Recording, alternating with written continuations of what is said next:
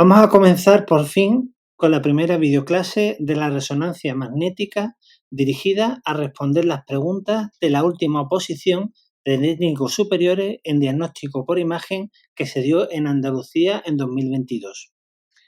Quiero recalcar que esta no es una clase de resonancia magnética. Dicha clase la daremos más adelante, partiendo desde sus bases y ciñéndonos al temario de las oposiciones. En este caso, lo que pretendemos es comprender los fundamentos de cada pregunta para responder a las mismas de forma razonada, ya que es común que los conceptos de una oposición se repitan en otra. Con esto buscamos entender estos conceptos y no memorizarlos o olvidarlos, para así poder responderlos adecuadamente en futuras oposiciones. Para hacer esta presentación o esta videoclase más amena y funcional, la vamos a dividir en trozos de 20 minutos, para que así los que formáis parte de Patreon podáis descargarla e ir visualizándola conforme avancéis en los apuntes que os facilité. En los que, por cierto, he visto que hay alguna pequeña errata y volveré a subirlo corregido. No es necesario que apuntéis nada y, por favor, cualquier duda podéis plantearla en Patreon para que todos aprendamos de ella. No os quedéis con nada pendiente. Se aprende dudando, aunque esto se lo copia Sócrates. Comenzamos con lo más básico. Vamos a introducir a un paciente en la resonancia magnética, la cual presenta un imán con un campo magnético muy potente. Como curiosidad, supongo que sabéis que el campo magnético se mide en Tesla. Pues bien, un Tesla es igual a 10.000 Gauss. Y el campo magnético de la Tierra es de 0,5 Gauss. Es decir, que una máquina de resonancia magnética de 1,5 Teslas, que es en las que la mayoría hemos trabajado, presenta un campo magnético que es unas 30.000 veces más potente que el campo terrestre. Bien, volviendo a la materia, una vez introducido al paciente en la resonancia magnética, vamos a enviar pulsos de radiofrecuencia. Estos pulsos de radiofrecuencia son necesarios para generar la señal de resonancia magnética, como ahora veremos, ya que interaccionan con los protones de la zona que estamos estudiando, teniendo lugar una serie de fenómenos físicos como la excitación y relajación nuclear, que finalizará en la devolución por parte de la resonancia de una señal que le hará una bobina de lectura que se procesará y se convertirá en la imagen. Es decir, esto no está simple, pero no es erróneo describirlo de esta forma. En resumen, introducimos al paciente en una resonancia magnética que presenta un potente imán. Posteriormente enviamos pulsos de radiofrecuencia. Tiene lugar una serie de fenómenos físicos y esto finaliza con la devolución de una señal que se convertirá en una imagen. Como todas las imágenes radiológicas, esta estará compuesta por una serie de píxeles, es decir, elementos, puntitos de la imagen. Estos píxeles podrán ser más blancos, hiperintensos, o más negros, hipointensos. Dependerá de lo que en esta presentación hemos denominado, para simplificarlo, los mandos de la máquina, por un lado, que van a ser factores externos al paciente, y factores intrínsecos del paciente, es decir, que depende de sus propios tejidos. Estos son la densidad protónica, T1, T2, flujo y difusión. Aquí vemos cómo se puede oscilar en la escala de grises las imágenes que veremos más adelante en la resonancia magnética. Tened cuidado aquí porque sabéis que en radiología manejamos distintas pruebas que presentan diferentes fundamentos físicos. En resonancia hablaremos de intensidad. En radiografía simple ITC se utiliza radiaciones ionizantes, por lo que hablaremos de densidades, algo hiperdenso, hipodenso y demás variables. Y por último, en la ecografía, al usar ultrasonidos hablaremos de ecogenicidad, hiperecogénico, hipocogénico. Esto, aunque parece una tontería, se ve en muchos informes donde al cambiar tanto de prueba se confunde la nomenclatura correcta, por lo que es de deferencia que la tengamos clara. Bien, ¿qué son el T1 y el T2? El T1 y el T2 hemos dicho que dependían de cada paciente. Son constantes de tiempo características de cada tejido. Es decir, la grasa va a tener un T1 y un T2 diferente y el agua otro T1 y otro T2 diferente.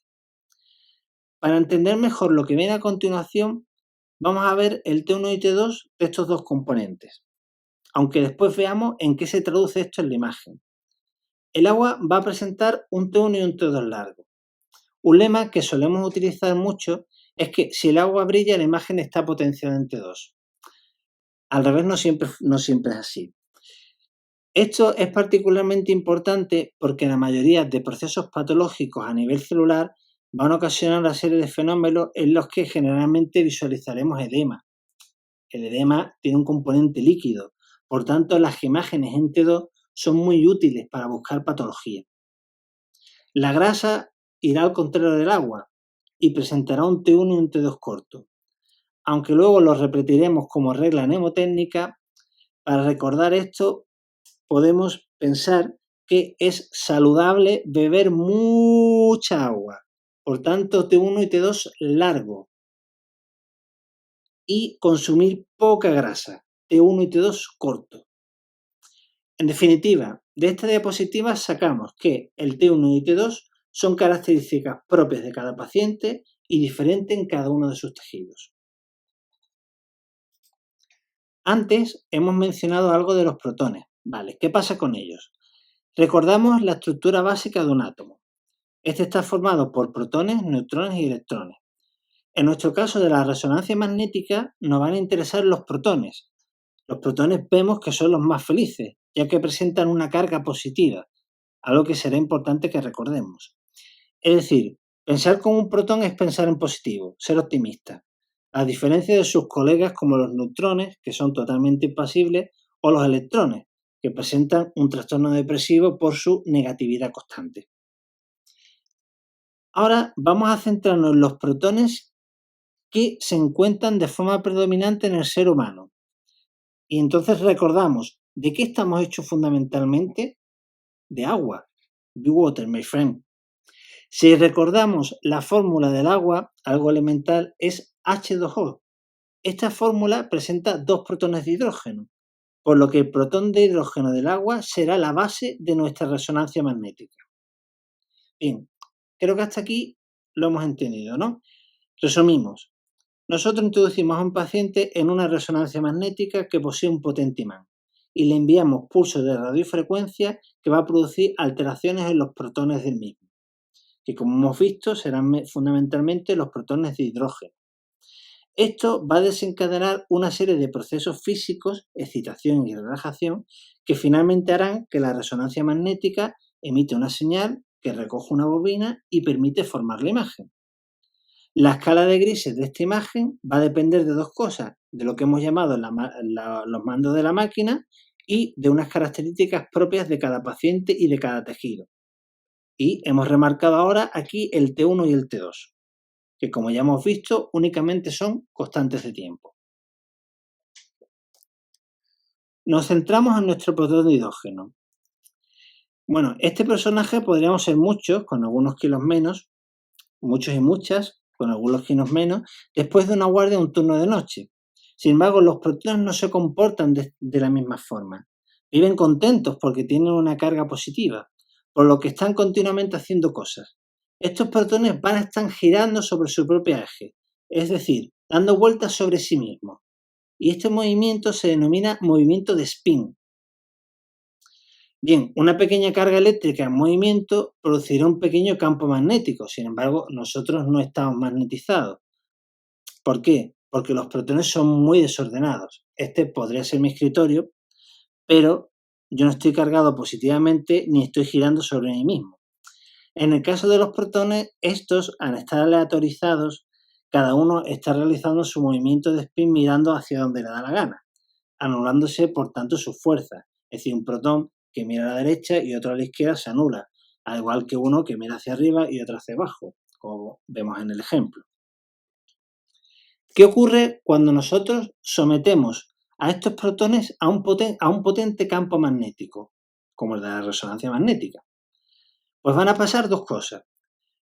La primera es que el protón va a presentar otro movimiento, y este movimiento lo denominamos precesión.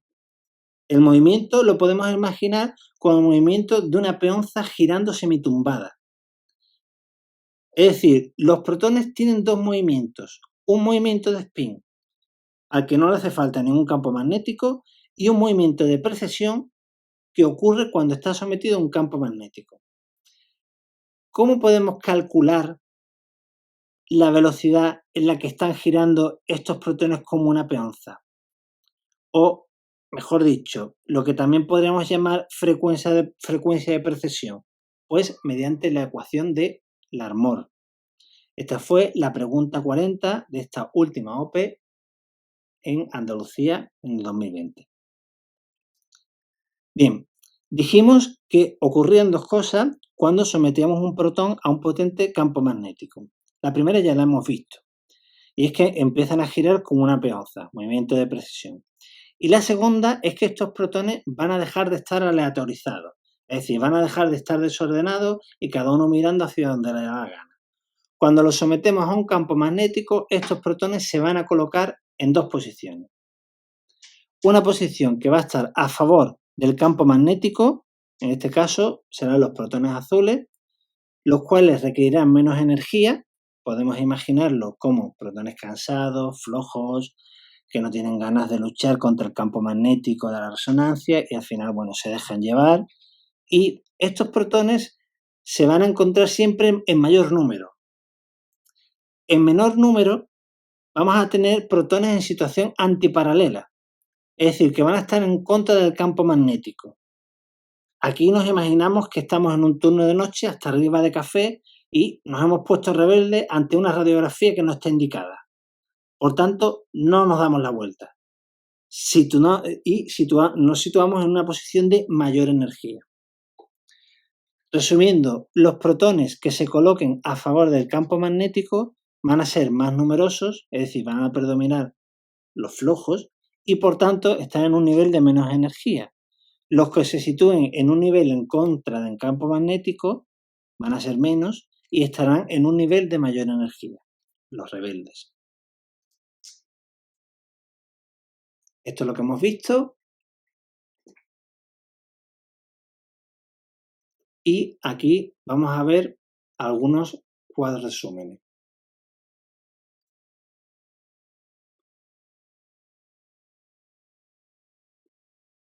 Para que descanséis un poco de la videoclase.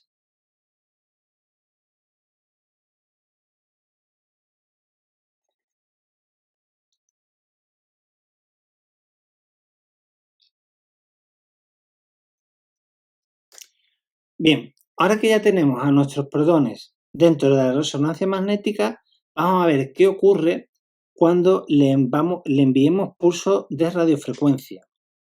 Cuando se los mandemos comenzará el proceso físico de excitación nuclear, no lo olvidemos. Como podemos imaginar, tenemos muchos protones en nuestro organismo. Por tanto, el pulso de radiofrecuencia se tiene que enviar a una determinada frecuencia que calculamos con la ecuación de Larmor, como ya hemos visto, para que se produzcan unos fenómenos físicos solamente en los protones de los tejidos que queremos estudiar.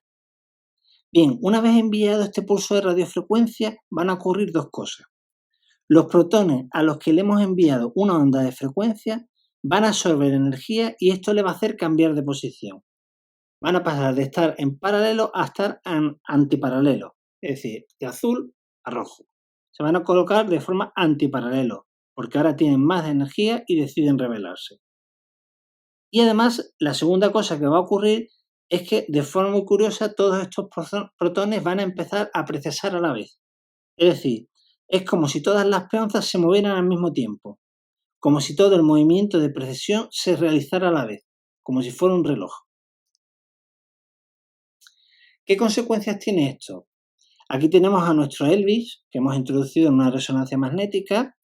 Los protones de un determinado tejido se han colocado en su mayoría de forma paralela al campo magnético, por tanto, este se encuentra de forma vertical. ¿Qué pasa si le damos pulsos de radiofrecuencia a una determinada frecuencia a una serie de protones? Pues como hemos visto anteriormente, los modificamos. se colocan de forma antiparalela y precesan a la vez. Esto genera finalmente una lucha de fuerzas que conlleva a que el campo magnético del tejido que estamos estudiando se coloque en posición transversal. Y esto es lo que se denomina magnetización transversal. Cuando nosotros dejemos de enviar la onda de radiofrecuencia, que es cuando comienza el proceso físico de relajación nuclear, los protones volverán a colocarse de forma paralela al campo magnético de la resonancia, es decir, de forma vertical. Pero es muy importante que recordemos lo que pasa en este proceso. En el paso de la magnetización transversal a la vertical, es decir, en la segunda imagen, entre la primera y segunda imagen de Elvis, se va a emitir una señal que capta una bobina y servirá para formar la imagen. No os liéis con los nombres. Esta señal se llama FID y cuando vuelva a ocurrir el proceso, es decir, cuando se vuelvan a enviar pulsos de radiofrecuencia y se repita la señal que recoge la bobina, pasará a llamarse eco. ¿Qué ocurre en la fase de relajación nuclear? Va a ocurrir fundamentalmente dos cosas. La primera es que los protones excitados van a volver a su posición original, liberando la energía absorbida en forma de onda de frecuencia. No obstante, esta onda de frecuencia no será igual a la que hemos aplicado, sino que dependerá del entorno molecular donde se encuentren esos protones, es decir, del tejido del que estemos estudiando. La segunda es que tendrá lugar la relajación T1 y T2, que ocurren de forma simultánea, pero no duran lo mismo.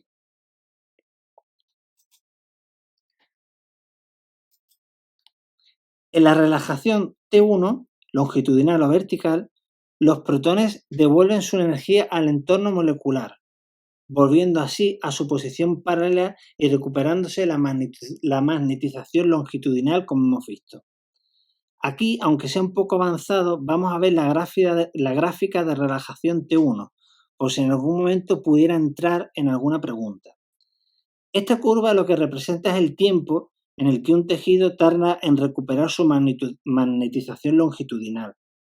Por consenso, ya que esto puede ser una pregunta de examen, se dice que el T1 de un tejido es el tiempo que tarda en recuperar el 63% de su magnetización longitudinal.